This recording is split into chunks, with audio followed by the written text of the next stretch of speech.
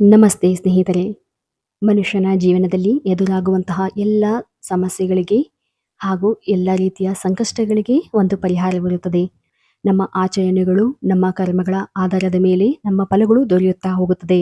ಅದಕ್ಕಾಗಿ ನಾವು ಮಾಡುವಂತಹ ಪೂಜಾ ಕ್ರಮಗಳು ಹಾಗೂ ಆಚರಣೆಗಳು ನಮ್ಮಲ್ಲಿ ಒಂದು ಹೊಸ ಚೈತನ್ಯ ಹಾಗೂ ನವ ಉಲ್ಲಾಸವನ್ನು ಉಂಟು ಮಾಡುತ್ತದೆ ಸ್ನೇಹಿತರೆ.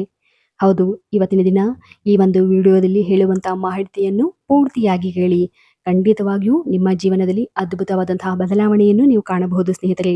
ಹೌದು, ಯಾರೆಲ್ಲ ನಮ್ಮ ಚಾನಲ್ ಅನ್ನು ಹೊಸದಾಗಿ ವೀಕ್ಷಣೆ ಮಾಡುತ್ತಿದ್ದೀರಿ, ದಯವಿಟ್ಟು ನಮ್ಮ ಚಾನಲ್ ಅನ್ನು ಲೈಕ್ ಮಾಡಿ ಮತ್ತು ಸಬ್ಸ್ಕ್ರೈಬ್ ಆಗಿ ಹಾಗೂ ಈ ಒಂದು ವಿಡಿಯೋವನ್ನು ಪೂರ್ತಿಯಾಗಿ ನೋಡಿ. ಜೀವನದ ಸವಾಲುಗಳನ್ನು ಎದುರಿಸುವಾಗ ಹಲವಾರು ಕಠಿಣ ಪರಿಸ್ಥಿತಿಗಳನ್ನು ಎದುರಿಸಬೇಕಾಗುತ್ತದೆ. ಇಂತಹ ಕಠಿಣ ಪರಿಸ್ಥಿತಿಗಳಲ್ಲಿ ನಾವು ಸಂಕಟ ಬಂದಾಗ ವೆಂಕಟರಮಣವೆಂಬಂತೆ ಆ ಒಂದು ವೆಂಕಟೇಶ್ವರನನ್ನು, ಅಂದರೆ ವಿಷ್ಣು ದೇವನನ್ನು, ಶ್ರೀನಿವಾಸನನ್ನು ನಂಬಿದರೆ ಸಾಕು, ಪೂಜಿಸಿದರೆ ಸಾಕು, ಸಕಲ ಕಷ್ಟಗಳು ಕರ್ಕೊತ್ತವೆ ಸ್ನೇಹಿತರೆ. ಬರಲಿರುವ ಏಕಾದಶಿ ಅಂದರೆ ಜ್ಯೇಷ್ಠ ಮಾಸದ ಶುಕ್ಲ ಪಕ್ಷದ ಏಕಾದಶಿಯನ್ನು ನಿರ್ಜಲ ಏಕಾದಶಿ ಎಂದು ಆಚರಿಸಲಾಗುತ್ತದೆ. ಈ ಒಂದು ಏಕಾದಶಿಗೆ ಪಾಂಡವ ಏಕಾದಶಿ ಹಾಗೂ ಭೀಮಸೇನ ಏಕಾದಶಿ ಎಂದು ಕೂಡ ಹೇಳಲಾಗುತ್ತದೆ. ಈ ಒಂದು ಏಕಾದಶಿಯು ಅತ್ಯಂತ ಮಹತ್ವಪೂರ್ಣವಾಗಿದ್ದು, ಅತ್ಯಂತ ಶ್ರೇಷ್ಠವಾಗಿದ್ದು, ನಮ್ಮ ಧರ್ಮ ಗ್ರಂಥಗಳಲ್ಲಿ ತಿಳಿಸಿರುವಂತೆ ಅತ್ಯಂತ ವಿಶೇಷತೆಯನ್ನು ಹೊಂದಿದೆ ಸ್ನೇಹಿತರೆ. ಇವತ್ತಿನ ದಿನ ಈ ಒಂದು ನಿರ್ಜಲ ಏಕಾದಶಿಯನ್ನು ಯಾವ ವ್ಯಕ್ತಿಯು ಆಚರಿಸುವುದರಿಂದ ಯಾವ ಎಲ್ಲ ಫಲಗಳನ್ನು ಪಡೆಯುತ್ತಾನೆ ಹಾಗೂ ಈ ಒಂದು ನಿರ್ಜಲ ಏಕಾದಶಿಯನ್ನು ಯಾವ ದಿನ ಆಚರಿಸಬೇಕು ಎಂಬುದರ ಬಗ್ಗೆ ಸಂಪೂರ್ಣ ಮಾಹಿತಿಯನ್ನು ತಿಳಿಯೋಣ ಬನ್ನಿ.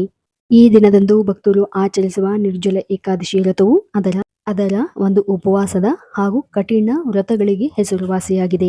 ಹೌದು ಸ್ನೇಹಿತರೆ, ಅತ್ಯಂತ ಕಠಿಣವೆಂದೇ ಹೇಳಲ್ಪಡುವ ಈ ಒಂದು ಏಕಾದಶಿಯು ಅತ್ಯಂತ ಶ್ರೇಷ್ಠವಾದುದು. ಹೆಸರೇ ಹೇಳುವಂತೆ ನೀರಿಲ್ಲದೆ, ಅಂದರೆ ನೀರನ್ನೂ ಸಹ ಕುಡಿಯದೆ ಈ ಒಂದು ಏಕಾದಶಿಯು ಆಚರಣೆಯನ್ನು ಮಾಡಲಾಗುತ್ತದೆ. ಎಲ್ಲಾ ಏಕಾದಶಿಗಳಿಗಿಂತಲೂ ಅತ್ಯಂತ ಕಠಿಣವಾದುದು ಮತ್ತು ಅಷ್ಟೇ ಪವಿತ್ರವಾದುದು ಎಂದು ಕೂಡ ಹೇಳಲಾಗುತ್ತದೆ. ಯಾವ ವ್ಯಕ್ತಿಯು ಅತ್ಯಂತ ಭಕ್ತಿ ಶ್ರದ್ಧೆಯಿಂದ ಕಠಿಣತೆಯಿಂದ ಈ ಒಂದು ವ್ರತವನ್ನು ಆಚರಿಸುತ್ತಾರೋ ಅಂತಹ ವ್ಯಕ್ತಿಯು ಜೀವನದ ಸವಾಲುಗಳನ್ನು ಎದುರಿಸುವಂತಹ ಧೈರ್ಯ, ಅಷ್ಟೇ ಅಲ್ಲದೆ ಆ ಒಂದು ವೆಂಕಟೇಶ್ವರನ ಅನುಗ್ರಹ ಹಾಗೂ ಜೀವನದಲ್ಲಿ ಎದುರಾಗಿರುವ ಎಲ್ಲ ಸಮಸ್ಯೆಗಳಿಂದ ಹೊರಬರಲು ಒಂದು ದೊರೆಯುತ್ತದೆ ಸ್ನೇಹಿತರೆ. ಹಲವಾರು ಜನ್ಮಗಳಿಂದ ಮಾಡಿರುವಂತಹ ಪಾಪ ಕರ್ಮಗಳನ್ನು ಸಹ ಈ ಒಂದು ಏಕಾದಶಿಯ ಆಚರಣೆಯಿಂದ ಕಳೆದುಕೊಳ್ಳಬಹುದು. ವರ್ಷದಲ್ಲಿ ಬರುವ 24 ಏಕಾದಶಿಯ ಬದಲಾಗಿ ಈ ಒಂದು ಏಕಾದಶಿಯನ್ನು ಆಚರಣೆ ಮಾಡಿದರೆ 23 ಏಕಾದಶಿಯು ಮಾಡಿದ ಫಲವನ್ನು ನೀಡುವುದು ಎಂದು ಕೂಡ ಹೇಳಲಾಗುತ್ತದೆ. ಇನ್ನು ಈ ಒಂದು ಏಕಾದಶಿಯನ್ನು ಯಾವಾಗ ಆಚರಿಸಲಾಗುತ್ತದೆ ಎಂಬುದರ ಬಗ್ಗೆ ನೋಡುವುದಾದರೆ, ನಿರ್ಜಲ ಏಕಾದಶಿಯು 2025 ಜೂನ್ 6ರಂದು ಬೆಳಗ್ಗೆ 2:15ಕ್ಕೆ ಆರಂಭವಾಗುತ್ತದೆ. ಏಕಾದಶಿ ತಿಥಿ ಆರಂಭವಾಗುತ್ತದೆ. ನಂತರ ಏಕಾದಶಿ ತಿಥಿ ಮುಕ್ತಾಯವಾಗುವುದು ಜೂನ್ 7 ಬೆಳಗ್ಗೆ 4:48ಕ್ಕೆ ಈ ಒಂದು ಏಕಾದಶಿಯು ಮುಕ್ತಾಯವಾಗುತ್ತದೆ. ಹಾಗೂ ಈ ಒಂದು ಉಪವಾಸ ವ್ರತವು ಸಹಜವಾಗಿ ಬೇಸಿಗೆಯ ಋತುವಿನಲ್ಲಿ ಬರುವುದರಿಂದ ಆಹಾರವನ್ನು ಸಂಪೂರ್ಣವಾಗಿ ತ್ಯಜಿಸುವುದು ಸುಲಭದ ಕೆಲಸವಲ್ಲ. ನಿರ್ಜಲ ಏಕಾದಶಿ ಉಪವಾಸವು ಏಕಾದಶಿ ತಿಥಿಯ ಸೂರ್ಯೋದಯದಿಂದ ದ್ವಾದಶಿ ತಿಥಿಯ ಸೂರ್ಯೋದಯವರೆಗೂ 24 ಗಂಟೆಗಳ ಕಾಲ ಇರುತ್ತದೆ. ಯಾವುದೇ ರೀತಿಯ ಕಾಯಿಲೆ ಇರುವವರು ಅಥವಾ ಔಷಧಿಗಳನ್ನು ತೆಗೆದುಕೊಳ್ಳುವವರು ಒಂದು ನಿರ್ಜಲ ಏಕಾದಶಿ ಉಪವಾಸವನ್ನು ಆಚರಿಸಬಾರದು ಎಂದು ಸೂಚಿಸಲಾಗುತ್ತದೆ. ಹಾಗೂ ಕೆಲವು ವಿನಾಯಿತಿಗಳೊಂದಿಗೆ ಉಪವಾಸವನ್ನು ಆಚರಿಸಬಹುದು ಎಂದು ಕೂಡ ಹೇಳಲಾಗುತ್ತದೆ.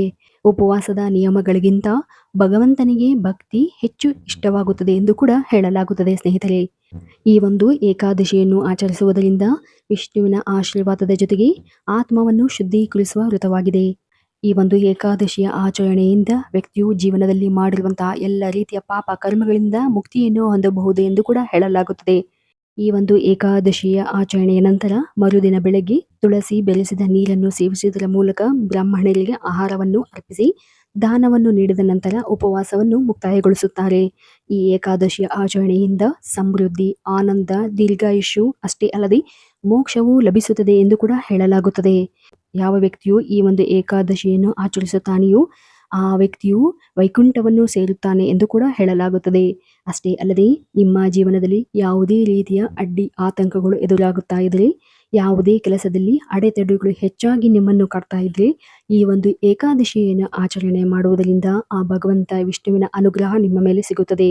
ಯಾವುದೇ ಕೆಲಸಗಳಲ್ಲೂ ಕೂಡ ಯಶಸ್ಸನ್ನು ಹೊಂದಬೇಕಾದರೆ ಖಂಡಿತವಾಗಿಯೂ ಈ ಏಕಾದಶಿ ಆಚರಣೆಯನ್ನು ಮಾಡುವುದರಿಂದ ನಿಮ್ಮ ಮನೆಗಳಲ್ಲಿ, ನಿಮ್ಮ ಮನಗಳಲ್ಲಿ ನೆಮ್ಮದಿಯು ಲಭಿಸಲು ಆರಂಭವಾಗುತ್ತದೆ ಸ್ನೇಹಿತರೆ. ಅತ್ಯಂತ ಶ್ರೇಷ್ಠವಾದಂತಹ ಈ ಏಕಾದಶಿ ದಿನವು ವಿಶೇಷವಾದುದು. ಈ ಏಕಾದಶಿ ದಿನ ಮಾಡುವಂತಹ ಪೂಜಾ ಕಾರ್ಯಗಳಿಗೆ ಹೆಚ್ಚಿನ ಮನ್ನಣೆಯನ್ನು ನೀಡಲಾಗಿದೆ. ಹಾಗೂ ಸಣ್ಣದಾಗಿ ಮಾಡುವಂತಹ ಒಂದು ಚಿಕ್ಕ ಪೂಜೆಯು ಕೂಡ ಅತ್ಯಂತ ಶ್ರೇಷ್ಠತೆಯನ್ನು ಹೊಂದುತ್ತದೆ ಸ್ನೇಹಿತರೆ. ಈ ದಿನ ಅತ್ಯಂತ ವಿಶೇಷವಾದುದು. ನಿರ್ಜಲ ಏಕಾದಶಿಯನ್ನು ಪುರಾಣಗಳಲ್ಲಿ ವಿಶೇಷವಾಗಿ ಹೇಳಲಾಗುತ್ತದೆ. ಈ ಒಂದು ಏಕಾದಶಿಯ ಆಚರಣೆಯಿಂದ ಎಂತಹ ವ್ಯಕ್ತಿಯೂ ಕೂಡ ತನ್ನ ಜೀವನದಲ್ಲಿ ಅನುಭವಿಸಿರುವಂತಹ ಎಲ್ಲ ಕಷ್ಟಗಳಿಂದ ಹೊರಬರಬೇಕು ಎಂದರೆ ಈ ಒಂದು ನಿರ್ಜಲ ಏಕಾದಶಿಯ ಆಚರಣೆಯು ಅತಿ ಮುಖ್ಯವಾಗುತ್ತದೆ. ಹಾಗೂ ಈ ಏಕಾದಶಿಯ ದಿನದಂದು ನಾವು ಮಾಡುವ ಪೂಜೆಗಳಿಗೆ ಎಷ್ಟು ಪ್ರಾಮುಖ್ಯತೆವಿರುತ್ತದೆಯೋ ಅಷ್ಟೇ ದಾನಕ್ಕೂ ಕೂಡ ವಿಶೇಷವಾದ ಮಹತ್ವವಿರುತ್ತದೆ. ಈ ದಿನದಂದು ಬೇಳೆ ಕಾಳುಗಳನ್ನು ಹಾಗೂ ಅಕ್ಕಿಯನ್ನು ಮತ್ತು ಬೆಲ್ಲವನ್ನು ದಾನವಾಗಿ ನೀಡುವುದರಿಂದ ಹೆಚ್ಚಿನ ರೀತಿಯ ಫಲವನ್ನು ಪಡೆಯಬಹುದು, ಪುಣ್ಯವನ್ನು ಸಂಪಾದನೆ ಮಾಡಬಹುದು. ಯಾವುದೇ ವ್ಯಕ್ತಿಯು ಕಷ್ಟದಲ್ಲಿ, ಆರ್ಥಿಕ ಸಂಕಷ್ಟದಲ್ಲಿ ಇದ್ದರೆ ಅಂತಹ ವ್ಯಕ್ತಿಯು ವಿಶೇಷವಾದ ವಸ್ತುಗಳನ್ನು ದಾನವಾಗಿ ನೀಡುವುದರಿಂದ ಹೆಚ್ಚಿನ ಪುಣ್ಯವನ್ನು ಲಭಿಸುತ್ತದೆ ಎಂದು ಕೂಡ ಹೇಳಲಾಗುತ್ತದೆ ಸ್ನೇಹಿತರೆ.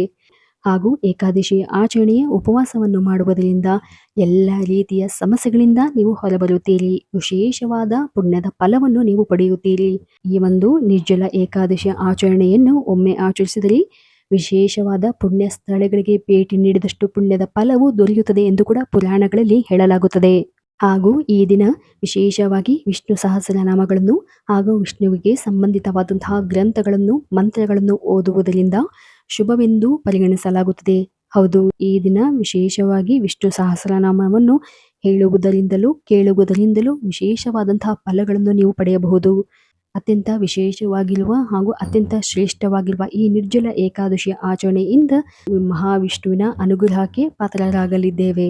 ಹೌದು, ಈ ರೀತಿಯಾದಂತಹ ಸರಳ, ಸುಲಭ ಆಧ್ಯಾತ್ಮಿಕ ವಿಚಾರಗಳಿಗಾಗಿ ದಯವಿಟ್ಟು ನಮ್ಮ ಚಾನಲನ್ನು ಸಬ್ಸ್ಕ್ರೈಬ್ ಮಾಡಿ ಮತ್ತು ಲೈಕ್ ಮಾಡಿ. ಧನ್ಯವಾದಗಳು.